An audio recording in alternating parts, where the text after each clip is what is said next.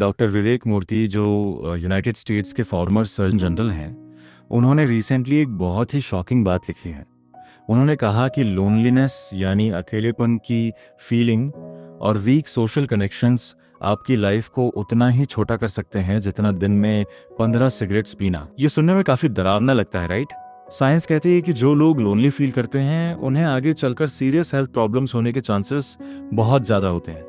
Society में loneliness को एक बहुत बड़ी बीमारी की तरह देखा जाता है, एक कर्ज की तरह। पर क्या आपने कभी रुककर सोचा है कि अकेलेपन को इतना नेगेटिव, इतना बड़ा टबू क्यों समझा जाता है? Why do we hate the idea of being with ourselves so much कि खुद के साथ बिताए गए वक्त को हम लोनलीनेस का नाम दे देते हैं? नमस्कार दोस्तों, आज हम एक ऐसी किताब के बारे में बात करेंगे जिसने अकेलेपन के पूरे कॉन्सेप्ट को, इस पूरे दर को रीडिफाइन कर दिया है। बुक का नाम है the art of being alone, solitude is my home, loneliness was my cage by Renuka Lavrani. ये समरी कोई हैवी डेटा या स्टैटिस्टिक्स के बारे में नहीं है, ये दिल से दिल की बात है। क्योंकि सच तो ये है कि आपको इस बात से फर्क नहीं पड़ता कि दुनिया में कितने लोग लोनली हैं।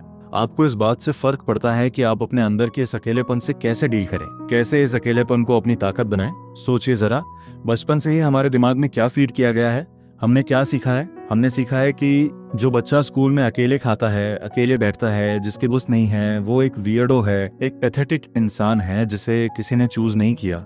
हर मूवी में, हर किताब में अकेले बच्चे को एक वीक कैरेक्टर दिखाया जाता है जिसे किसी हीरो की जरूरत होती है सेव करने के लिए। रेणुका अपनी बुक में एक हाई स्कूल की लड़की की स्टोरी बताती है। ये लड़की 150 स्टूडेंट्स की क्लास में हमेशा अकेले रहती थी। ऑथर बताती हैं कि उन्होंने देखा था उस लड़की को अकेले खाते हुए। वो क्लास की आखिरी रो में जाकर बैठती थी ताकि वो हिडन रहे, किसी की नजर उस पर ना पड़े। यहाँ तक कि वो वॉशरूम भी अकेले जाती थी। फन फैक्ट ये है कि लड़कियां आमतौर पर अकेले वॉशरूम जाना अवॉइड करती हैं। वो वेट कर लेंगी पर अकेले नहीं जाएंगी। But here she was all alone. बाकी बच्चे उस पर हंसते थे, उस पर तरस खाते थे। एक दिन ऑथर ने अपनी फ्रेंड से पूछा कि ये लड़की हमेशा अकेले क्यों रहती है। तो फ्रेंड ने रिप्लाई किया, मुझे नहीं पता, पर सब कहते हैं कि वो एक वीर्डो है। यही कॉन्वर्सेशन एक जवाब है कि हम अकेलेपन से इतना डरते क्यों हैं। The fear of loneliness was injected into our minds since we were kids. हम नहीं चाहते कि कोई हमें एक weirdo समझे। हम नहीं चाहते कि लोग सोचाएं कि हमारी कोई वैल्यू नहीं है या हम सोसाइटी के कूल किड्स के साथ फिट नहीं होते। इसी फियर ऑफ जजमेंट की वजह से हम दूसरों के ओपिनियंस को अपनी लाइफ का रिमोट कंट्रोल दे देते हैं। डेविड फॉस्टर वॉलेस ने एक बहुत खूबसूरत बात कही है, You will stop worrying what others think about you when you realize how seldom they do. आपका सबसे बड़ा एनिमी और क्रिटिक कोई और नहीं, आप खुद हो। ऑथर अपनी कॉलेज लाइफ का एक इंसिडेंट शेयर करती हैं। एक टाइम था जब उनका अपने दोस्तों के साथ एक बहुत बड़ा झगड़ा हो गया था और लगभग 5 महीने तक उनका कोई दोस्त नहीं था। जब उनके क्लासमेट्स अपने ग्रुप्स के साथ एंजॉय कर रहे थे तब वो अकेले थी। उन्होंने दिखावा किया कि उन्हें फर्क नहीं पड़ता। डब्ल्यू जूनियर्स के साथ कॉलेज इवेंट्स अरेंज करती थी। सबको लगता था कि वो बहुत फन कर रहे हैं, पर रियलिटी में वो अंदर से लोनली फील कर रही थी। उन्हें डर था कि what if they think I am a loner. पर आयरॉनिक बात यह थी कि किसी एक इंसान ने भी नहीं सोचा कि वो लोनली है। दोस्तों, यही प्रॉब्लम है। It's not pathetic to be alone. Reality ये है कि हमें अकेले रहना बुरा नहीं लगता, हमें यह सोचना बुरा लगता है कि हम पीछे छूट गए हैं। We hate to believe that we are left behind. Entertainment industry ने और आजकल इस डिजिटल वर्ल्ड ने एक ऐसी पिक्चर पेंट कर दी है कि being alone means being lonely. Social media पर सबके पास क्यूट फ्रेंड ग्रुप्स हैं, सब ट्रिप्स पर जा रहे हैं। इन सब नॉइस के बीच आपको लगता है कि आप ही अकेले हो जिसे किसी ने चूज नहीं किया। लेकिन सच्चाई ये है दोस्तों कि बीइंग अलोन और बीइंग लोनली ये दोनों बहुत अलग चीजें हैं। बीइंग अलोन एक नॉर्मल फिजिकल स्टेट है, ये एडल्टहुड का, लाइफ का एक नेचुरल पार्ट है। लोग आएंगे और जाएंगे, कुछ बेटर जॉब्स के लिए चले जाएंगे, कुछ आपसे बोर हो जाएंगे और लाइफ आगे बढ़ जाएगी। बट बीइंग लोनली, लोनलीनेस एक लेंस है जिससे आप खुद को देखते हो। जब आप खुद को सिंपैथी और मिजरी के लेंस से देखते हो तब आप लोनली फील करते हो। आपको लगता है कि आप में कुछ खराबी है जो ठीक करनी पड़ेगी। Being alone simply means YOURA with yourself. एक बार आप इस सिंपल फैक्ट को एक्सेप्ट कर लो कि अकेले रहना कोई श्राप नहीं है तो आपकी लाइफ पूरी तरह बदल सकती है। टेलर स्विफ्ट ने एक बार कहा था, the scary news is you are on your own now, but the cool news is you are on your own now. तो चलिए इस सफर पर चलते हैं और इस अकेलेपन को सॉलिट्यूड यानी एक खूबसूरत सुकून में बदलते हैं। चैप्टर 1 का टाइटल बहुत पावरफुल है, स्टॉप रोमांटिसाइजिंग लोनलीनेस। हम सब ने ऐसी वेब सीरीज देखी हैं, ऐसी किताबें पढ़ी हैं जहां एक लड़का या लड़की बहुत ब्रोकन होते हैं।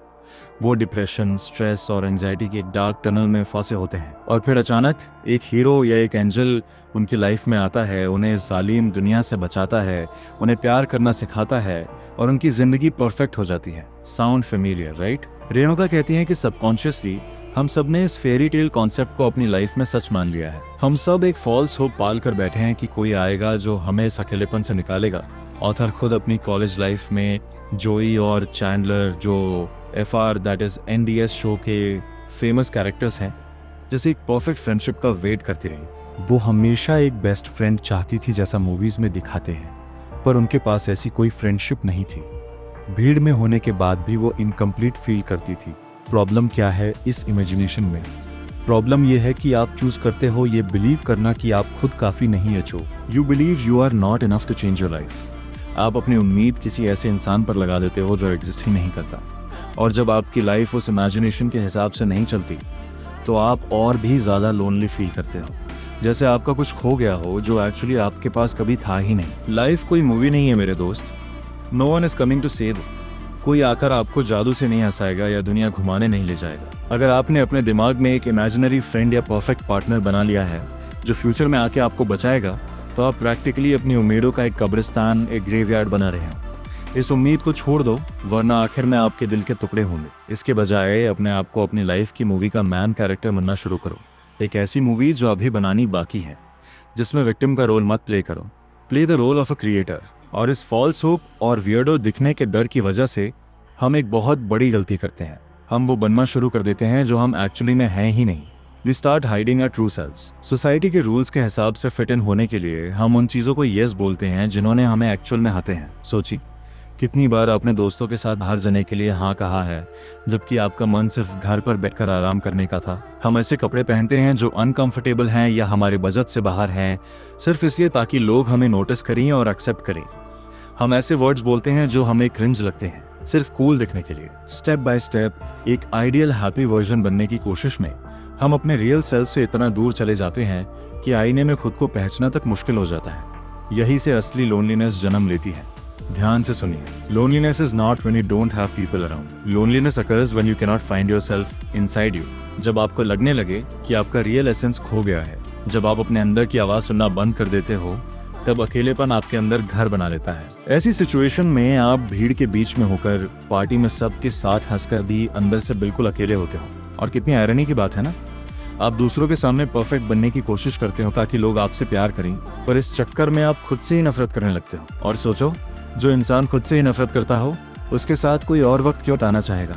ऑथर ऑनेस्ट होकर बताती हैं कि उन्होंने अपनी लाइफ का बड़ा हिस्सा लोगों को प्लीज करने में निकल दिया। जब उन्हें कैजुअल रहना था, वो ड्रेसअप होती थी। जब वो थकी हुई होती थी, तब भी वो स्माइल करती रहती। लोगों के लिए वो एक आइडियल वर्जन बन गई, पर अंदर से उनकी सोल ने उनसे बात करना बंद कर दिया। दोस्तों, the gap between who you truly were and who you have become to fit in is the root of misery. ह्यूम इस गैप को पहचानना होगा और इस मास्क को उतरना होगा। तो अब सबसे बड़ा सवाल आता है कि खुद को वापस कैसे ढूंढे। How to be YOU। हमने सेल्फ लव का कॉन्सेप्ट सोशल मीडिया पे बहुत देखा है। आजकल सेल्फ लव का मतलब महंगे शैम्पू बॉटल्स खरीदना, फेस मास्क लगाना और एक्सपेंसिव परफ्यूम्स यूज करना बन गया है। जायंट कंपनीज और क्लेवर मार्केटर्स ने हमारी इनसिक्योरिटीज का फायदा उठाकर सेल्फ लव को एक प्रोडक्ट बना दिया है। पर रियल सेल्फ लव कॉस्मेटिक नहीं है। असली सेल्फ लव सिर्फ 2 पिलर्स पर खड़ा है, नोइंग योरसेल्फ और एक्सेप्टिंग योरसेल्फ। सबसे पहले बात करते हैं एक्सेप्टिंग योरसेल्फ की। सोसाइटी ने हमें सिखाया है कि हमें हमेशा लविंग, केयरिंग और गुड होना चाहिए। मूवीज में जो अच्छे लोग होते हैं वो हमेशा सबके साथ अच्छे होते हैं, बिना गुस्सा किए, बिना सेल्फिश हुए। तो हम भी ट्राई करते हैं कि हम बस नाइस बने रहें। यहाँ तक कि जब लोग हमारे साथ टॉक्सिक बिहेव करते हैं, तब भी हम उनके साथ अच्छे बनने की कोशिश करते हैं, क्योंकि हमें लगता है गुड पीपल तो ऐसे ही रिएक्ट करते हैं। पर इस प्रोसेस में हम अंदर से ड्रेन हो जाते हैं। हम सबके अंदर एक डार्क साइड होती है। हम इंसान हैं, भगवान नहीं। रेणुका इस बुक में ओपनली एक्सेप्ट करती हैं कि उनकी एक डार्क साइड है, वो सेल्फिश हो सकती हैं। उन्होंने कई बार अपने दोस्तों की नीड से ऊपर अपने करियर और अपनी खुशी को रखा है। ये फैक्ट एक्सेप्ट करना बहुत लोगों के लिए तबाही जैसा है, क्योंकि गुड गर्ल्स सेल्फिश नहीं होती। पर जब उन्होंने इस डार्क साइड को एक्सेप्ट कर लिया, तो उनकी लाइफ में पीस आ गया। उन्होंने इस ट्रेट को अपने फेवर में यूज करना सीखा, अपने करियर पर फोकस करने के लिए। जब आप अपनी डार्क साइड को एक्सेप्ट कर लेते हो, तो आपको किसी के सामने फेक होने की जरूरत नहीं पड़ती। Be proud of what you are and accept every bit of yourself. दूसरा पिलर है नोइंग योरसेल्फ। खुद को जानना कोई एक दिन का प्रोजेक्ट या 3 हफ्ते का कोर्स नहीं है। ये एक लाइफ लॉन्ग जर्नी है। जब आप अकेले होते हो तो आप सिर्फ एक माइंड के साथ डील कर रहे होते हो। Your mind. COVID-19 के लॉकडाउन के टाइम जब हम सब अपने घरों में बंद थे तो बहुत लोगों को अपना ही माइंड एक सज़ा की तरह लगा, क्योंकि हमारा माइंड कभी सोता नहीं है। जब आप अकेले बैठते हो तो ये दिमाग आपके पास्ट की गलतियाँ, रिग्रेट्स और ओवरथिंकिंग के हज़ारों थॉट्स आपके चेहरे पर फेंकता है। इस डर से बचने के लिए हम तुरंत अपना फ़ोन उठाते हैं, नेटफ्लिक्स चलाते हैं या उन दोस्तों के पास वापस भागते हैं जिन्हें हम पसंद भी नहीं करते। पर असली आज़ादी, रियल फ्रीडम तभी मिलती है जब आप इन बातों का सामना करते हो। ऑथर एक बहुत ही प्रैक्टिकल टास्क देती है। हर दिन कम से कम 1-0-1-5 मिनट खुद के साथ अकेले बैठो, बिना किसी फ़ोन, बिना किसी बैकग्राउंड म्यूज़िक, बिना किसी डिस्ट्रैक्शन के। अपने थॉट्स को ऐसे पढ़ो जैसे कोई क्लासिक बुक पढ़ रहे हो। Let your mind attack you with bad decisions and regrets. Face it all. एक वक्त आएगा जब आप कंप्लीटली फ्री फील करोगे। आपको एक्साइटमेंट होगी ये जानने में कि आप किसी स्पेसिफिक जोक पर क्यों हंसते हो या किसी स्पेसिफिक डिश को इतने शौक से क्यों खाते हो। It will start feeling like falling in love with yourself. एक और बहुत डीप कॉन्सेप्ट है इस चैप्टर में, लेबल्स और टैग्स को ड्रॉप करना। जब एक छोटा बच्चा पैदा होता है तो वो इन सब वर्ल्डली टैग्स से आज़ाद होता है। एक बच्चा आपको इस बेस पे जज नहीं करता कि आप कितने अमीर हो, आपका स्किन कलर क्या है या आपकी ग्रेड्स क्या हैं। वो बस आपको देखता है और आप उसके साथ खुश होते हो। पर बड़े होते होते हम इस दुनिया से टैग्स कलेक्ट करने लगते हैं। ऑथर एक दर्दनाक मेमोरी शेयर करती हैं। जब वो करीब 10 साल की थी, उनके घर में एक रिलेटिव की डेथ हुई थी। वहां डेड बॉडी रखी थी और उस शोक के माहौल में एक रिलेटिव ऑथर के बारे में बात कर रही थी कि ये लड़की फैमिली की बाकी लड़कियों जितनी सुंदर नहीं दिखती।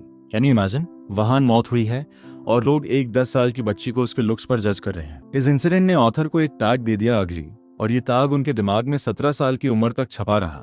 हम सब ने ऐसे टैग्स लगाए हुए हैं, good daughter, successful writer, smart, failure, toxic. जब हमारा एग्जिस्टेंस किसी एक टैग या किसी एक रिलेशनशिप के इर्द गिर्द घूमता है और अगर वो चीज़ गलत हो जाती है तो हम टूट जाते हैं। अगर कल को ऑथर की किताबें नहीं थी तो क्या वो एक बुरी इंसान बन जाएंगी? नहीं, ह्यूमन टैग से आज़ाद होना पड़ेगा। B undefinable. अपनी आइडेंटिटी को किसी एक रिलेशनशिप या एक टाइटल तक सीमित मत रखो। Let people wonder who you really are. और अगर आपको ये समझ नहीं आ रहा कि आप कौन हो तो एक बहुत सिंपल हैक है, वहां से शुरू करो कि आप क्या नहीं हो। Figure out who you are not. एक लिस्ट बनाइए उन चीजों की जिन्हें आप हाथे करते हो। जब ऑथर कॉलेज में थी तो सब लोग ड्रिंक करते थे। उनके दोस्तों ने फोर्स किया पर उन्होंने कभी अल्कोहल को हाथ नहीं लगाया। उन्हें पता था कि वो ये नहीं है। जब आपको पता होता है कि आप क्या नहीं हो तो आप बाउंड्रीज सेट करते हो। फिर आप लोगों से बारे मिनिमम एक्सेप्ट करना बंद कर देते हो। अपने ओपिनियंस अपने पास रखो, दुनिया से बहस मत करो, बस चुपचाप अपने स्टैंडर्ड्स हाई कर लो। विन डब्ल्यू डायर ने बहुत ही सटीक बात कही थी, you can not be lonely if you like the person you are alone with. Adulthood का एक हर्ष पर साचा ट्रूथ ये है कि पीपल लीव।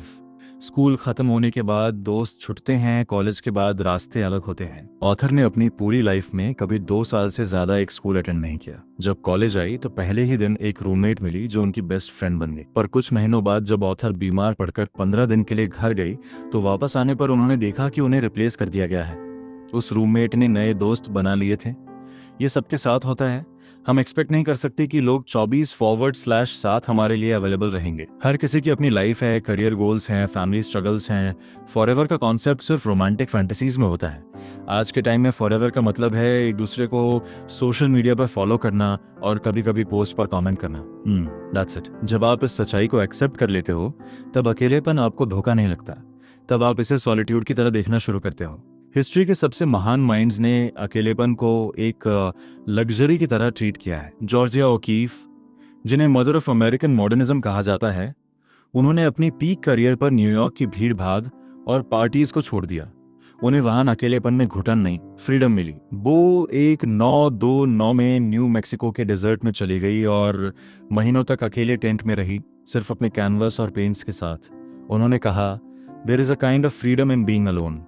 सिर्फ जॉर्जिया ही नहीं, निकोला टेस्ला ने भी कहा था कि असली आइडियाज अकेलेपन में जन्म लेते हैं। विंसेंट वैन गोह ने अपने अकेलेपन की मिजरी को एक्सप्रेस करने के लिए अपनी आर्ट का सहारा लिया। लेकिन आज हमारी जनरेशन में एक बहुत बड़ी प्रॉब्लम आ गई है, हम फोकस करना भूल चुके हैं। आज के दौर में focus is a new luxury.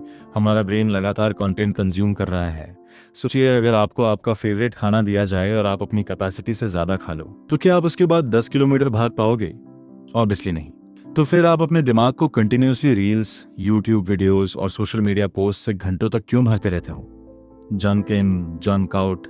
आपके ब्रेन को भी इंफॉर्मेशन को डाइजेस्ट करने का टाइम चाहिए। आपको कॉन्शियस सॉलिट्यूड प्रैक्टिस करनी होगी। दिन में कुछ वक्त अकेले निकालकर detox your brain every day. जो इन्फॉर्मेशन काम की नहीं है उसे फ्लश आउट करना बहुत जरूरी है। इसलिए ऑथर एक बहुत ही पावरफुल इटालियन कॉन्सेप्ट इंट्रोड्यूस करती हैं जो एलिजाबेथ गिलबर्ट की बुक ईट प्रे लव में भी है, dolce far niente the sweetness of doing nothing, the art of getting bored. आजकल हमें बोर होने से बहुत डर लगता है। जैसे ही हम 2 मिनट फ्री होते हैं हम अपना फोन निकालकर स्क्रॉल कर रखते हैं। हम बिजी रहने को एक बैज ऑफ ऑनर समझते हैं। पर क्या आप जानते हैं कि दुनिया के बेस्ट ऑथर्स और आर्टिस्ट को अपने सबसे बेहतरीन आइडियाज तब आते हैं जब वो कुछ नहीं कर रहे होते। बोर होना भी एक आर्ट है। ये एक मेडिटेशन की तरह है। आप अकेले बैठते हो, बिल्कुल कुछ नहीं करते, no phone, no book, no music. शुरू में ही आपको पागल कर देगा, आपका दिमाग नेगेटिव बातों पर जाएगा। पर यहीं पर आपको सेल्फ कंट्रोल सीखना है। आपको अपने दिमाग की लगाम अपने हाथ में लेनी है। एक बार आपने बोर होने की आर्ट सीख ली, आपके अंदर छिपी हुई क्रिएटिविटी बाहर आने लगेगी। You will learn how to belong to yourself। एक बुक है गार्डन स्पेल्स, उसकी एक लाइन मुझे बहुत पसंद है, You are who you are whether you like it or not, so why not like it। आप अकेले हो चाहे आपको ये पसंद हो या ना हो, तो क्यों ना इस सिचुएशन को पसंद किया जाए। जब अकेले रहना ही आपकी रियलिटी है तो इसे एक रोने धोने का फेस बनाने के बजाय एक लग्जरी, एक अपॉर्चुनिटी में बदल दो। ऑथर कहती हैं कि रोना बंद करो और अपना एक नया बेस्ट फ्रेंड बनाओ, और वो नया दोस्त कोई इंसान नहीं, सक्सेस है। Make success your goals and your dreams your new best bird. लेकिन यहाँ पर हम एक बहुत बड़ी बेवकूफ़ी करते हैं। अगर मैं आपसे पूछा कि आपकी ड्रीम लाइफ या सक्सेस का मतलब क्या है, तो आप शायद वही रत्तमार जवाब दोगे, बड़ा घर, बहुत सारा पैसा, एक लग्जरी कार और यूरोप की एस्थेटिक वेकेशंस। प्रॉब्लम ये नहीं है कि हम ये सब चाहते हैं, प्रॉब्लम ये है कि हम क्लाउन की तरह बिहेव कर रहे हैं। बस वही चाहते हैं जो पूरी दुनिया चाहती है। हम सोसाइटी के इन्फ्लुएंस में आकर एक standard copy paste dream follow कर रहे हैं। अगर आपका ड्रीम $10,000 महीना कमाना है तो क्या आपके पास अपने पहले $100 कमाने का कोई सॉलिड प्लान है, या बस किसी जादू मैजिक का वेट कर रहे हो कि अचानक एक दिन आप सक्सेसफुल बन जाओगे। इसलिए आपको अकेले बैठने की जरूरत है ताकि आप इनडायरेक्टली लोगों से इन्फ्लुएंस होके नहीं बल्कि इंडिपेंडेंटली सोच सको।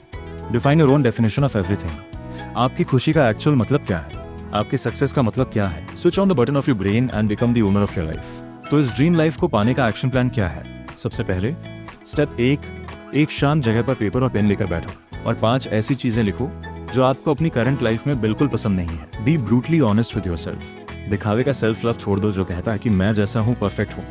आपका इनर सेल्फ जानता है कि आप अपने रियल पोटेंशियल से कितना नीचे जी रहे हो। लेकिन एक गलती बिल्कुल मत करना, सब कुछ एक साथ बदलने की कोशिश मत करना। यहाँ आता है the power of one thing. अगर आप नए साल पर एक साथ जिम जाना, सुबह 5 बजे उठना, हेल्दी खाना और जर्नलिंग करना सब एक साथ स्टार्ट करोगे तो एक हफ्ते में बर्न आउट हो जाओगे और फिर खुद को फेलियर मानोगे। इसके बजाय अपनी लिस्ट में से 1 बिग इशू चूज करो, एक ऐसी चीज जो आपकी मेंटल हेल्थ को सबसे ज्यादा खराब कर रही है। जब ऑथर ने 2020 में अपनी जॉब छोड़ी थी तो वो बहुत डिप्रेस थी। उन्हें स्किन एलर्जीज हो गई थी, उनकी पिछली बॉस टॉक्सिक थी और उन्हें कहती थी कि वो कभी अच्छी राइटर नहीं बन सकती। ऑथर का करियर सबसे बड़ा इशू था, तो उन्होंने स्टेप 2 फॉलो किया, 1 बिग एक्शन। उन्होंने अपने दिमाग को 1000 गोल से कंफ्यूज नहीं किया। उन्होंने एक क्लियर एक्शन गोल बनाया, मुझे मीडियम प्लेटफॉर्म पर रोज एक आर्टिकल लिखना है, बस। उन्होंने कोई फैंसी एक्सेल शीट या हैबिट ट्रैकर नहीं बनाया। 10 महीने तक उन्होंने डेली एक आर्टिकल लिखा और 10 महीने बाद उनके पास 10,000 फॉलोअर्स थे। उनका कॉन्फिडेंस इतना बढ़ गया कि उन्होंने अपनी पहली किताब the wounds of my words लिख डाली। एक छोटा सा डेली एक्शन उनकी लाइफ ट्रांसफॉर्म कर गया। और स्टेप 3 है know your nature and sync your activities. अगर आप मेरी तरह वाली बर्ड नहीं हो तो सुबह 5 बजे उठने का दिखावा मत करो। ऑथर ने द 5 बजे क्लब पढ़ी, ट्राई किया पर फेल हो गई। उनकी बॉडी क्लॉक नाइट टाइम के लिए बनी है। जो वो रात को उससे ज़्यादा क्रिएटिव फील करती हैं तो वो रात को लिखती हैं। उसी तरह अगर जिम जाना पसंद नहीं तो रोज़ डांस करो या साइकिलिंग करो। अपनी सेल्फ इम्प्रूवमेंट को एक पनिशमेंट मत बनाओ, इसे फन और एक्साइटिंग बनाओ। ह्यूमन लोगों के साथ वक्त बिताना पसंद क्यों होता है जिन्हें हम प्यार करते हैं? क्योंकि उनके साथ टाइम उड़ने लगता है। वो हमारी लाइफ में लाफ्टर, केयर और जॉय लाते हैं। और हम खुद के साथ टाइम बिताना हते क्यों करते हैं? क्योंकि हमारे पास खुद को ऑफर करने के लिए कुछ नहीं होता। No joy, no entertainment, no love. इसलिए आपको अपने अकेलेपन को मिजरी से निकाल कर एडिटिव बनाना होगा, एक ऐसी जगह जहां आप आने के लिए तरसो। कैसे? Create multiple sources of Joy. बचपन में हम छोटी छोटी चीजों में खुशी ढूंढ लेते थे, पर अडल्ट बनते ही हमने जीना छोड़ दिया है। हम एक्सपेक्ट करते हैं कि दुनिया आके हमें एंटरटेन करेगी। आपको खुद अपने लिए खुशी के सोर्सेज क्रिएट करने होंगे। खुशी ढूंढनी पड़ती है, वो चलकर नहीं आती। ऑथर एक बहुत छोटे शहर में रहती थी जहाँ कोई लाइब्रेरी, आर्ट गैलरी या हैंगआउट स्पॉट नहीं था। तो उन्होंने कंप्लेन करने के बजाय इवनिंग वॉक्स पर जाना शुरू किया। वो पतली गलियों में घूमती, नई चीज़ें ऑब्जर्व करती और लोगों की लाइफ का एक सीक्रेट हिस्सा बनती। आप भी इंटेंशनली अपनी सुबह की कॉफ़ी को अपने फेवरेट म्यूज़िक के साथ एंजॉय कीजिए। उन छोटे मोमेंट्स में जॉय को हाइड एंड सीक खेलने दीजिए। दूसरा तरीका, learn new skills and challenge yourself. हम सालों तक नई चीज़ें सीखने का वेट करते रहते हैं और बहाने बनाते हैं कि टाइम नहीं है, जबकि सच्चाई ये है कि हम घंटों फ़ोन स्क्रॉल कर सकते हैं। ऑथर ने क्रोशे बुनाई करना सीखा। अब उन्हें रोज़ सुबह उठकर कुछ नया बनाने की एक्साइटमेंट होती है। आप भी दिन के 5-2-0 मिनट निकालिए और वो सीखिए जो आपको हमेशा से करना था। स्विमिंग हो, एक नई भाषा हो या गिटार बजाना। Make your mind active again. तीसरा point, feed your brain with knowledge. Entertainment industry ने हमें ब्रेन वॉश कर दिया है कि किताबें पढ़ने वाले बच्चे बोरिंग गीक्स होते हैं और पार्टीज में ड्रंक होने वाले लोग कूल होते हैं। ये एक वेल डिज़ाइन ट्रैप है हमें मेंटली वीक और फॉलोअर बनाए रखने का। स्कूल सिस्टम ने हमें किताबों से नफरत करना सिखा दिया, पर रियल लाइफ में बुक्स जादू की तरह है। जब 2020 में ऑथर का मेंटल ब्रेकडाउन हुआ तो उन्होंने the monk who sold his Ferrari पढ़ी और उनकी लाइफ बदल गई। आप स्कूल में नहीं हो अब, आपके हाथ में कंट्रोल है। अपने दिमाग में सोशल मीडिया का कचरा डालने के बजाय पॉडकास्ट सुनिए, दुनिया के बेस्ट फिलोसफर्स को पढ़िए। अपने लैपटॉप में एक फोल्डर या एक नई नोटबुक बनाइए जिसका नाम रखिए फीडिंग माई माइंड। उसमें अपना सारा सीखा और आखिर में सबसे बड़ा लेसन, बिकम इंडिपेंडेंट। हम हमेशा अपने दोस्तों के साथ प्लान्स बनाते हैं, movie nights, picnics, dinner dates, sleepovers, पर रियलिटी में सब बिजी है। जब किसी के पास टाइम नहीं होता तो हम उदास हो जाते हैं और वो प्लान्स कभी पूरे नहीं होते। सवाल यह है कि आपकी खुशियों को पूरा करने के लिए किसी और की ज़रूरत क्यों है? जो चीज़ें आप दूसरों के साथ करना चाहते हो वो खुद के साथ कीजिए। ऑथर को पिकनिक पर जाना पसंद था, तो अब वो हर महीने अकेले एक ओपन ग्राउंड में जाती है, अपनी बुक, क्रोशे, आइस्ड कॉफ़ी और डोनट के साथ। She does it for her self. उन्हें स्लीप ओवर जैसी वाइब चाहिए थी, तो वो अकेले अपने रूम की लाइट्स डिम करती हैं, कैंडल जलती हैं, पास्ता ऑर्डर करती हैं और एक क्रिसमस मूवी देखती हैं। That is real self care. अगर मैं आपकी फैमिली या दोस्त होता तो मैं आपको धक्का देकर बाहर निकलता और कहता कि जाओ वो सब करो जो तुम करना चाहते हो। अपना रूम डेकोरेट कीजिए, खुद को एक लव लेटर लिखिए जो आप किसी और से एक्सपेक्ट कर रहे थे। खुद को एक छोटा सा पौधा प्लांट गिफ्ट कीजिए। अपने सक्सेसफुल मोमेंट्स पर आईने में देखकर खुद से कहिए I am proud of you. अपने एक्शंस को रोमांटिसाइज कीजिए। दुनिया एक बड़ी डिनर पार्टी की तरह है दोस्तों, जहां आपको खुद अपनी प्लेट सर्व करनी है। अगर आप चेयर पे बैठकर वेट करते रहोगे कि कोई और आके आपकी पसंद की डिश आपकी प्लेट में डालेगा, तो आप भूखे रह जाओगे। Get up, see what's out there and serve yourself. क्योंकि सच्चाई यही है, you are on your own, but the cool news is why you are on your own. इस किताब ने सॉलिट्यूड को सच में एक सेलिब्रेशन बना दिया है। अगर आपने इस समरी से कुछ भी वैल्यू सीखी हो तो अपनी लाइफ में आज ही वन एक्शन गोल इंप्लीमेंट करना शुरू करें। मुझे कमेंट्स में ज़रूर बताएं कि आपका एक्शन गोल क्या है। Subscribe for more life changing content और याद रखिए, अपनी कंपनी को एंजॉय करना सीखिए। मिलती हूँ आपसे अगली वीडियो में।